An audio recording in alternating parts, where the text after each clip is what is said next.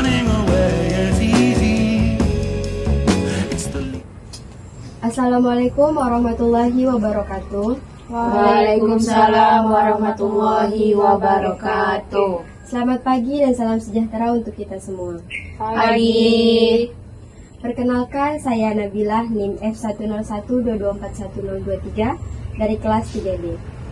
Pada kesempatan kali ini saya akan membahas materi bab 7, yang dimana materi ini adalah tentang bagaimana menjadi MC pada acara informal. Materi ini terdapat dalam buku Semua Bisa Menjadi MC Asal Tahu Caranya. Teman-teman, sebelum kita memasuki penjelasan bagaimana cara menjadi MC pada acara informal, kita akan membahas apa itu acara informal terlebih dahulu. Acara informal merupakan acara yang digelar secara santai. Penyelenggaraannya menggunakan bahasa sehari-hari, yang artinya tidak baku. Agar tidak membosankan dan bisa tampil secara maksimal, biasanya pemandu acara untuk acara informal minimal terdiri dari 2 orang bahkan lebih. Nah, mungkin kita pernah menonton sebuah acara televisi yang dimana presenternya di situ lebih daripada 1 orang dan 2 orang. Apa sih tujuannya? Nah, tujuannya itu agar salah satu dari mereka itu tidak kikuk, tidak grogi. Karena dengan adanya partner, percakapan itu bisa lebih berkembang dan menghibur. Memandu acara informal dengan partner itu sebenarnya merupakan salah satu hal yang bisa dibilang cukup sulit. Kesalahan yang sering terjadi adalah orang itu ingin terlihat lebih dominan. Jadi satu orang ini berbicara terus-menerus tanpa mempersilahkan partnernya untuk berbicara. Ingatlah teman-teman, kita dan partner kita itu harus seimbang dalam berbagai hal, mulai dari penampilan, porsi kita dalam berbicara. Nah, untuk itu ada beberapa hal yang dapat kita lakukan agar kita berhasil memandu acara bersama partner. Yang pertama itu membangun chemistry terlebih dahulu. Sama partner kita, pastikan kita bisa bergaul bersama, kita bisa kompak. Nah, lebih baik lagi bila di luar panggung itu kita memang sudah berteman baik dan memang sudah kenal. Karena jika tidak memiliki hubungan yang baik, akan terlihat tidak baik juga ketika kita tampil di atas panggung. Nah, yang kedua itu ada bagi bagian berbicara, supaya kita tidak rebutan gitu di atas panggung. Nah, misalkan kita meminta partner kita, misalnya kamu baca bagian ini ya, sambutan untuk yang pertama, nanti saya baca untuk sambutan yang kedua. Nah, yang ketiga itu samakan nada dan power bicara kita. Hal ini tuh hal yang kerap dilupakan oleh pemandu acara yang tampil dengan partner. Sebaiknya kita cek dulu audio kita bersama terlebih dahulu sebelum kita tampil untuk memastikan suara kita dan partner kita sudah enak didengar. Yang di sini artinya tidak ada suara yang lebih keras, tidak ada suara yang tipis, tidak ada yang pelan seperti itu. Nah, karena nada bicara kita itu berbeda, terutama jika yang menjadi presenter itu perempuan dan laki-laki.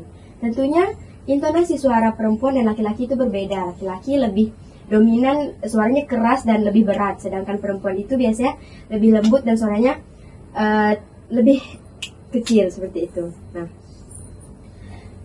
yang keempat juga jangan terlalu banyak membaca kalimat atau frasa secara bersamaan. Nah, misalnya tuh sering kali terlihat tidak kompak ketika pemandu acara itu ingin mengucapkan suatu hal itu yang panjang. Misalnya seperti tema membangun bangsa yang berkualitas untuk Indonesia Emas 2050. Nah, kalimat ini terlalu panjang jika dibacakan secara bersamaan. Jadi untuk lebih maksimal tampilnya itu bisa dibagi. Misalkan MC pertama itu membaca membangun bangsa yang berkualitas, kemudian dilanjutkan oleh partnernya untuk Indonesia Emas tahun 2050. Tetapi ini bisa lebih maksimal jika memang sudah dipersiapkan sedari awal dan sering untuk berlatihan. Yang terakhir, latihan bersama sebelum tampil. Nah, latihan ini tentu hal yang wajib untuk dilakukan agar kita bisa tampil dengan kompak dan lancar. Nah, itulah beberapa tips atau beberapa hal yang dapat kita lakukan agar kita berhasil memandu acara bersama partner. Selain mempersiapkan diri jika dipasangkan dengan partner, apa saja sih yang harus diperhatikan dalam memandu acara informal? Nah, mari kita bahas mengenai hal ini satu persatu. Yang pertama itu suara. Berbeda dengan acara formal dan semi formal, Untuk MC acara informal yang tugasnya adalah membuat suasana gembira, menyenangkan, kita bisa berbicara dengan normal seperti percakapan kita sehari-hari. Yang kedua itu ada cue card dalam acara informal. Sebenarnya untuk acara informal ini, kita tidak perlu menuliskan secara lengkap dan detail naskah seperti acara formal dan semi formal. Karena bentuknya itu lebih ke dialog dengan partner dan penonton. Agar lebih seru, itu kita harus spontan. Jadi, dalam cue card cukup ada rundown acara, pengisi acara, daftar sponsor, dan tentu saja kita menyiapkan kertas kosong. Untuk apa sih kertas kosong itu? Itu tuh untuk jaga-jaga semisalnya ada perubahan susunan acara. Nah, yang selanjutnya itu ada pandai dalam bercanda. Suatu hal yang paling penting untuk memandu acara informal adalah kepandaian kita untuk bercanda dan melucu. MC yang kerap disukai dan dianggap bagus oleh penonton untuk acara informal ini biasanya MC yang bisa melucu karena bisa membuat acara menjadi terasa begitu seru dan menyenangkan, tidak terlalu membosankan lah jika seorang pembawa acara ini bisa membuat suasana lebih menyenangkan. Menjadi lucu ini dianggap bakat karena hanya orang-orang tertentu yang pintar untuk membuat orang tuh bisa tertawa. Tapi ternyatanya tidak seabsurd demikian. Melucu juga bisa dipelajari kalau kita sering menonton sebuah acara stand up komedi misalnya. Nah, kita bisa mempelajari dari film itu gimana sih caranya melucu biar orang-orang tuh bisa tertawa. Nah, di bagian sini ada kita sebagai MC atau pemandu acara, ada beberapa hal juga yang harus kita lakukan untuk membuat penonton itu tertawa sehingga suasana itu menjadi senang, menjadi riang seperti itu. Yang pertama itu kenali audiensnya. Hal pertama yang diamati agar kita bisa memegang kendali atas tawa para penonton adalah kenali dulu karakteristik penontonnya. Yang kedua, ceria dan ekspresif.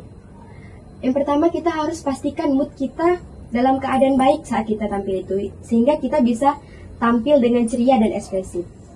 Nah, ada juga pandai memanfaatkan momen. Selain ceria dan ekspresif, kita juga harus pandai memanfaatkan momen untuk bercanda dan membuat penonton tertawa. Karena sebetulnya bercanda yang paling lucu itu biasanya adalah suatu hal yang spontan dan relate dengan audiensnya. Nah, selanjutnya yang kita perhatikan dalam kita menjadi sebuah pembawa acara dalam acara informal itu ada juga pakaian. Untuk acara informal itu, pakaian yang biasa dikenakan seorang MC adalah pakaian yang kasual, seringkali juga nyetrik atau berbeda dari yang lain. Nah, gunakan warna yang menunjukkan keceriaan dan kegembiraan seperti merah, hijau, orange, kuning, ataupun ungu. Namun, sesuaikan juga dengan pemilik acara. Misalkan dalam acara konser yang megah, biasanya itu pembawa acara menggunakan dress dan taksido untuk laki-laki, untuk perempuan menggunakan dress yang dirancang khusus. Atau ada juga konser musik yang bertema gotik misalnya. Maka tidak mungkin kan kita berpakaian warna-warni.